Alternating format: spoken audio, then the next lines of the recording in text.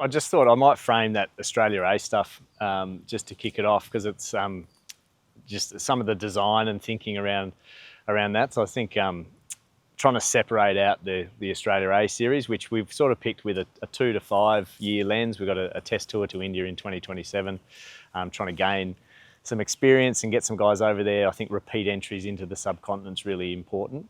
So when they do land there with the national team, they've got a method and a way, and they've had some success over there. So that was the lens around that, but then also trying to separate out between, I don't think there'll be a great connection between performance on that Australia A Tour and necessarily what we're going to see across the summer. So separating out the importance of the start of the domestic season. And that's why a handful of those Australia A players are coming back after the 4-day games to make sure they're back in Australia and ready for their states come round one of Shield cricket. So slight delineation there, and hence why some of the names landed where they did. And that might be a good starting point, because the guys who did well on the A Series up here in the last month, Weatherald, Sanger and Renshaw, they're a bit older. Is that why that they weren't included on that A Tour to India? Yeah, for some, and you could throw in a handful of other names. There's some players that have already have some experience in the subcontinent. Some players are slightly older, and it's always hard to try and draw a line of how far forward you do try and project. But that around that sort of 2 to 5, and clearly there's some players in that Australia A side that you're hoping will be touring the subcontinent in 10 years' time as well. But trying to strike that balance and trying to be upfront with a lot of the players too around that's framing. All those tours we pick are called Australia A, but depending on when and where they fit in the schedule, sometimes the design around them is slightly different. So even if Sam Constance makes 100 in each of those 2 A games in India, those 4-day games, it's not going to count for the Ashes. They'll have to do it again in the Shield. Yeah, I think there's some separation there. I don't think the surface of luck now is going to be a great read through to what we're going to get across the summer. So whilst we'd be thrilled to see that, and it's not that's a really important tour for us, and we're really interested in the performances of players there. There will be some separation, and I do think performing across the start of the summer is going to be important. How important do you see the start of the Shield season this year, particularly when it comes to picking some of those top order spots for the Ashes series? And how much weight do you put on good performances in the Sheffield Shield when you're picking that team? I think the start of the domestic summer is always critical. Just given where the Test series always starts, there tends to be 3, 4 or 5 rounds of Shield cricket. So performances in the early rounds of Shield cricket always puts your name up in lights and always helps your team off to a good start. So that's critically important. I don't think that'll be any different this year. Clearly there'll be some players that'll be about purely performing and putting as many runs or taking as many wickets as they can. And for some who are already in the Test team, striking that balance right to make sure that they're actually performance ready and ready to play as well as they come November, that'll be important too. What did you make? I don't know if you saw them, but if you did, what did you make of Brendan Julian's comments that perhaps Sam Constance, Bo Webster and Nathan Lyon might all be struggling to get picked for the first Test? Yeah, what I know about an Ashes series is BJ and 26 million other people will all have an Ashes team, and so the conjecture, the scrutiny, the interest in it's going to be awesome. I think it puts players in a really good position because there is interest in it, and there's probably a heightened sense of expectation, both internally from their own expectations, but also from the public and from their team and from their states as well. So I think that holds us in really good stead. But for us, I think the importance of the start of the Shield season, that is always important. So you've picked Marnus Labuschagne in the 1-day series. Now Marnus is a guy that should be sort of central to the Australian team at the moment. You would think he's a quality player, a terrific record in his early 30s, so should be in his prime. Do you think this 1-day series is an opportunity for him to sort of get some runs against quality opposition, even if it's a different coloured ball, and really stamp an early mark on getting back into the team? Yeah, I do think there is a bit of a connection, probably more so now than ever, between 1-day cricket and Test cricket. And we've used one-day games. Players have used 1-day games as preparation for Test series across the years, depending on when those 1-day series fall. So again, it'll be about striking the balance. I think there's clearly the 3 top end 1-day games that we're about to play, the 3 against India, and in and amongst that, there's good opportunity for some Shield cricket as well.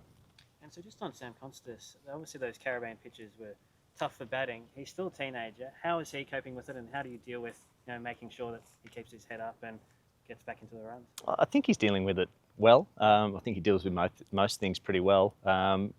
I think you're right, and him being part of the Australia A Series is exactly the same. Any player who's going somewhere new for the first time, you want them to leave, or take the performance aspect out of it. You want them to leave with a better understanding of A, their own game, and B, how to play in different conditions should they face them again. So, the chat that I've had with Sam since we've returned he's reflected on that, and he's put a few things into his training, and he's launched himself back into getting ready for India and then playing for New South Wales. Do you think that Marnus has been one of the luckiest Australian players, given that he didn't have to play in the West Indies in those conditions against that attack? That's an interesting way of framing it. I haven't. Yeah, that's. I don't know. I think if you'd asked Marnus, he would have preferred to have played them. So I don't know. But yeah, that's one. It is hard to separate out, and again, that's back to that point around separating out the Indian pitches versus the pitches we're going to get. Every conditions that you face are different. I think the test pitches in Australia have been reasonably consistent across the last couple of years. So if we expect and hoping we get something similar to that this year, I think we know that Marnus at his best can certainly perform in those. Maybe Jamaica was a bit of an outlier, but is it conceivable that there's a situation where Australia could play 4 quicks in a match this summer? I'd say it's very, very unlikely. And if you look at the English attack, inexperienced, injury prone, do you reckon that Australia's got a really good opportunity to sort of basically take them down by grinding them down? I don't know. Again, they'll probably be thinking the same way as us. It's still a long way away. It's not till November, so it's easy to say that they've got some injuries now, but it's at the back end of a really arduous test series for them. So I don't think they play another test till the Ashes test. So they'll have a period there where they'll be preparing and being ready. So I imagine they'll come out as prepared as ever. I don't know. It's always hard to predict, isn't it? I think they're always great battles, great contests and great spectacles, and I think this summer's going to be the same. You said there isn't really a spot for 4 quicks, but Green's come back, him and Webster. Yeah, he's quick. Yeah, he's quick. Yeah, How yeah. will he be used in this white ball series? Is this going to be a bit of a tester with his bowling going forward? No, Cameron's just playing as a batter still. Yeah, so continuing to build that out, and making sure taking the time with that to make sure that get that right, the technical aspect, the physical aspect, and then that's a good problem to have, that hopefully at some stage that comes back online and there's a decision to make around how he fits in and where he can add value to the bowling attack, and then clearly if he is bowling, where he's best suited in the batting lineup. Will he bowl in the Shield? Yeah, he will. Yeah, there'll be part of that. Will be part of his prep. With the bowlers as well, Hazelwood, big few months. How's he going to be used as well as series? Is his load management going to be there? Is he going to play them all, or how's that going to look? Yeah, I think for most of our white ball bilateral series now, there is some load management and some rotation, and partly that is around, not pushing guys to the threshold at certain times of the year, and partly it's about giving some opportunities and some different roles to different players, and particularly in the build up to a World Cup where you might need at short notice to try some different things. So. Josh is one who likes to, when he's up and going, he likes to keep going, and the coaches and Triple SM team work through that and manage that to make sure that then doesn't tip him out the other end. Some bowlers are more inclined to have their breaks, get physically strong again, and restart. Marcus Stoinis had a great World Cup last year in the Caribbean. Where's he at, and is he in the plans for the next one? I think he remains firmly in the plans because of his skill set, and again, not knowing. Trying to pad out your batting as much as you can, and having those power hitters who can also bowl you some really handy overs, which are the guys that got that opportunity in the West Indies. I think we saw how valuable that is. So I don't think that's going to diminish.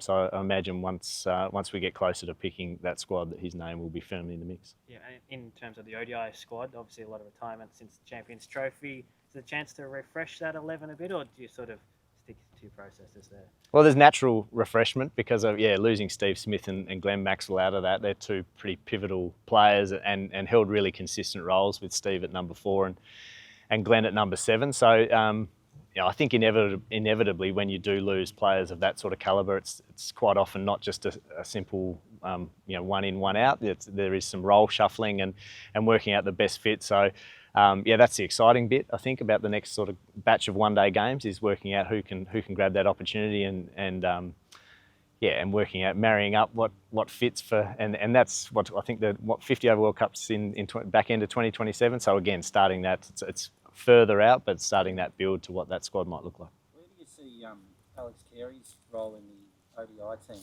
Is he likely to play as a specialist batsman, or should he take the gloves if he's the best gloveman in the country? No, so if he plays, it's as a specialist batsman. I think he's come back into that team and performed incredibly well. I think all his cricket over the last 12 months has been exceptional. So yeah, he's got a really good skill set there.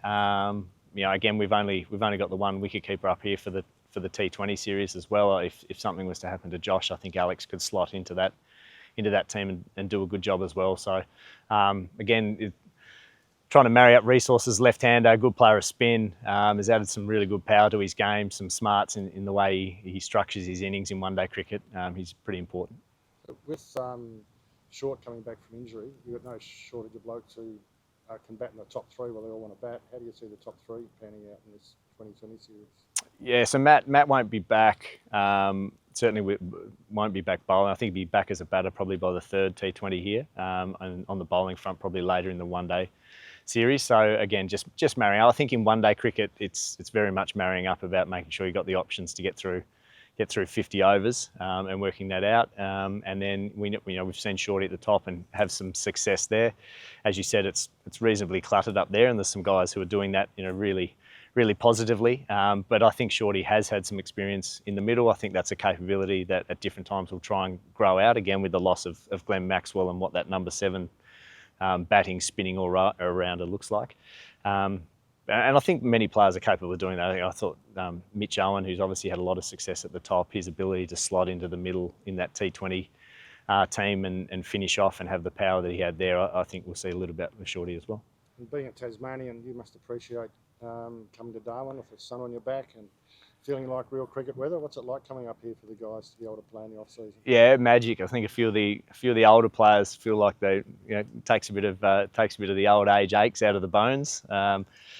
The feedback from the Australia A group that were up here over the past month, that they've had a great time, really enjoyed it. If they weren't doing that, they're doing a pre-season for a lot of them indoors.